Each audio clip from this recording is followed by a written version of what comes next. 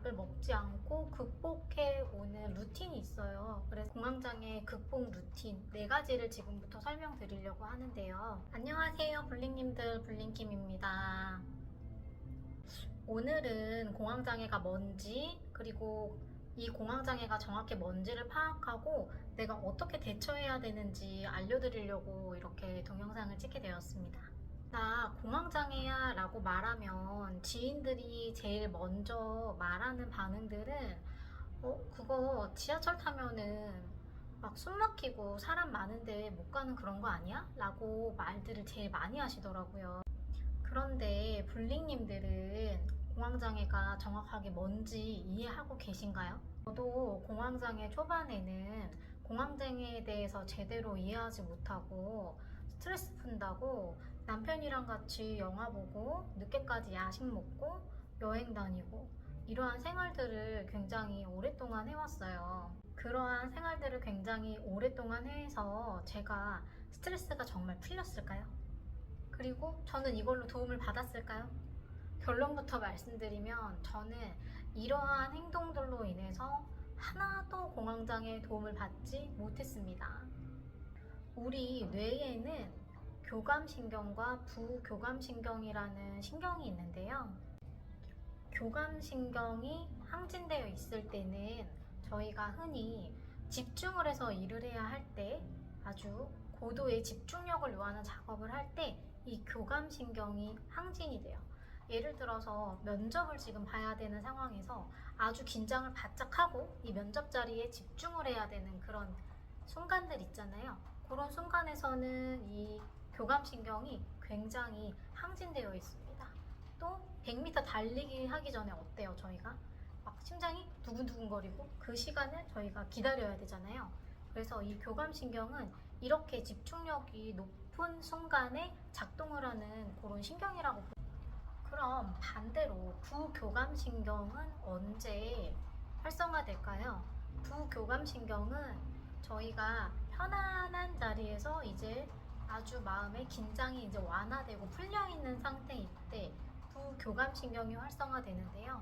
자야 되는 상황이거나 아니면 마사지를 받아서 굉장히 몸의 긴장이 쫙 풀린 상태, 이런 상태에서는 부교감신경이 활성화된다고 생각하시면 되세요. 그런데 이거 공황장애가 오면 이 두 신호가 서로 뒤엉켜요. 그래서 긴장할 상황이 아닌데 교감신경이 폭주해서 굉장히 긴장된 상태라고 오해를 하게 만들고요. 그리고 집중해야 되는 순간에 오히려 부교감신경이 과도하게 활성화돼서 무기력하고 우울해져서 오히려 일을 할 수가 없는 상황이 되어버려요. 그래서 교감신경과 부교감신경이 굉장히 밸런스를 잘 맞추고 있어야 우리는 공황장애가 없이 건강하게 정신적으로도 여유롭게 생활을 할 수가 있습니다. 블링님들도 저처럼 같은 실수를 반복하지 마시라고 제가 여러 가지 이제 상황들과 오랫동안 장장 12년이라는 시간 동안에 공황장애를 약을 먹지 않고 극복해 오는 루틴이 있어요. 그래서 그거를 블링님들한테 한번 공유를 해드리려고 해요. 먼저 첫 번째는 규칙적인 생활 습관을 갖는 거예요. 제가 아까도 말씀드렸지만 공황장애 초반에는 이게 스트레스를 푼다고 제가 막 신랑이랑 야식 먹고 여행 다니고 오히려 놀러 다니면서 제 기분을 좋게 하는 것만이 공황장애를 극복하는 거라고 착각을 했어요. 제가 제일 크게 했던 실수가 스트레스를 푼다고 제 평소의 패턴들을 다 깼었던 거였어요. 그래서 야식 먹고 늦잠 자고 여행 다니면서 불규칙한 생활을 하면 뇌가 더 불안해져요. 그래서 우리의 몸은 패턴에 맞춰서 살아갈 때 안정감을 찾는다는 연구 결과가 있어요. 그래서 식사, 수면, 기상 시간을 규칙적으로 유지를 해주셔야 자율신경이 안정이 돼요. 이게 공황장애 극복하는 첫 번째 핵심 루틴입니다. 그리고 바로 두 번째는요, 장 건강을 챙기기예요. 제가 다른 영상에서도 말씀드렸지만 우리의 몸은 세로토닌이라는 행복 호르몬이 장에서 80에서 90%가 만들어진다고 제가 저번 영상에서도 말씀드렸었는데요. 그래서 제가 아침에 하는 루틴은 일어나자마자 한 500ml 정도 되는 이제 물에, 미지근한 물에 소금을 아주 조금 타서 소금물을 마시면서 아침에 일어나면 그 장을 조금 이제 깨울 준비를 합니다. 그리고 아침에 일어나면 유산균을 2개 정도를 먹어줘요. 그래서 공복 상태에서 유산균을 먹는 게 흡수에 도움이 된다고 해서 이거는 제가 몇 년째 하고 있는 루틴이에요. 블리님들도 한번 오전에 일어나셔서 우선은 유산균을 섭취하는 그 습관 먼저 들여보시면 좋을 것 같아요. 세 번째는 영양소를 보충해 주는 건데요. 공황장애는 특히 다이어트 할 때 더 심해지는 거 혹시 알고 계셨나요? 남자분들보다 아마 여자분들한테 더 많이 느껴지시는 반응일 거예요. 왜냐면 여자분들은 호르몬이나 이런 변화에도 좀 굉장히 기분이 올라갔다 내려갔다 이렇게 기복이 심하잖아요.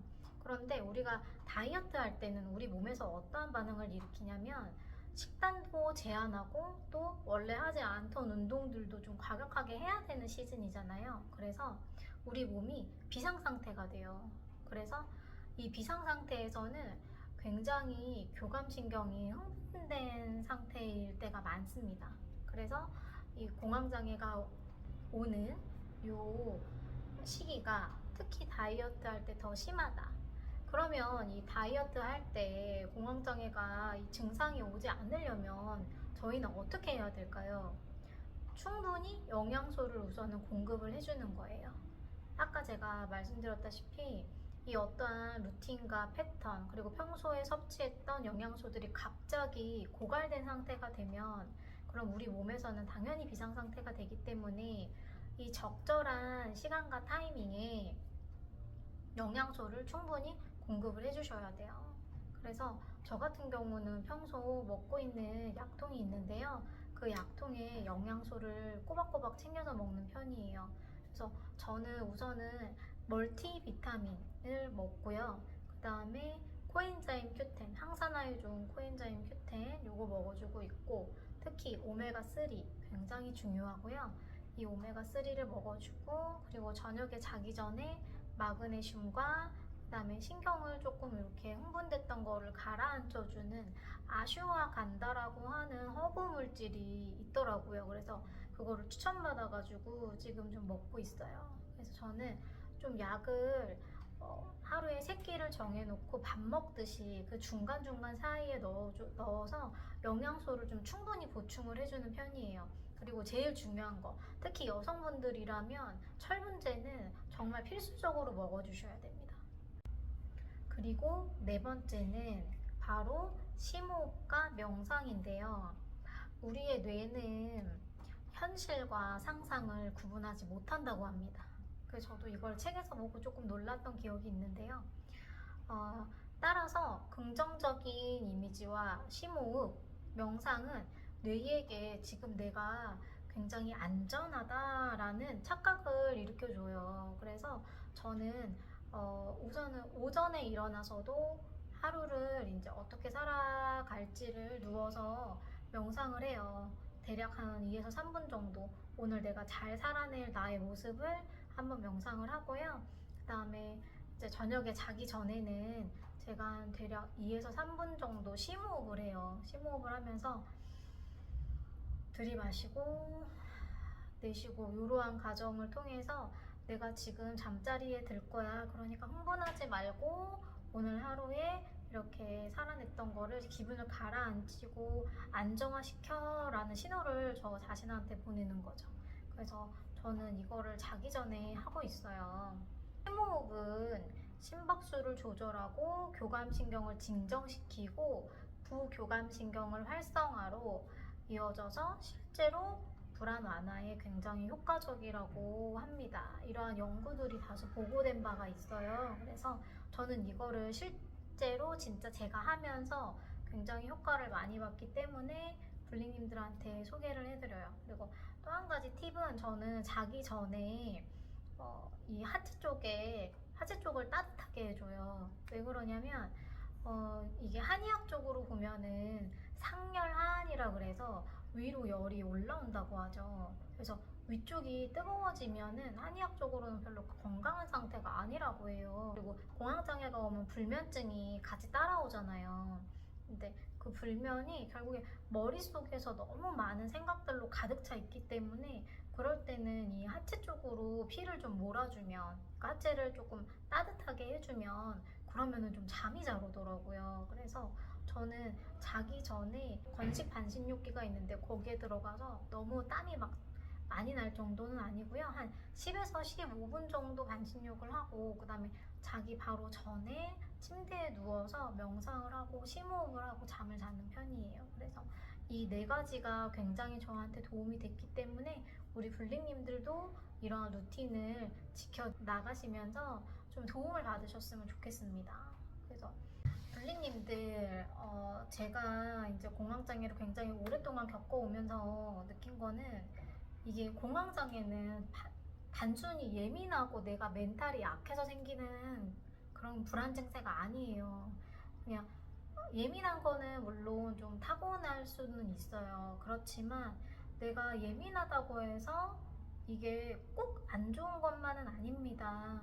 그래서 멘탈이 내가 약하다, 나는 많이 예민해, 이렇게 자책하실 필요는 없어요. 다 루틴을 생활하면서 지켜나가시면서 내가 몸이 조금 예민하게 태어난 거는 맞으니까 이러한 것에 있어서 그럼 어떻게 내가 내 몸을 아끼고 대처하고 균형을 맞춰야 될지를 한번 내 몸을 이렇게 가만히 관찰하시면서 그러한 생활 패턴을 찾아 나가시면 약 없이도 건강한 삶을 조금 사실 수 있지 않을까 하는 바람이 좀 있습니다.